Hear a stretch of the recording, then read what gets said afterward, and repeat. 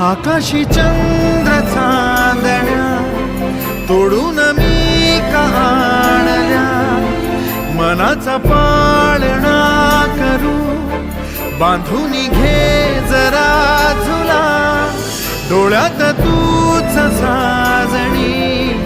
सुखाचा स्पर्श तू नामा, तुझ्या विना उरेन अर्थ जीवना, उजळे तुझ्या हसूने कणकण, अन चंद्र हे हातीचे काकण,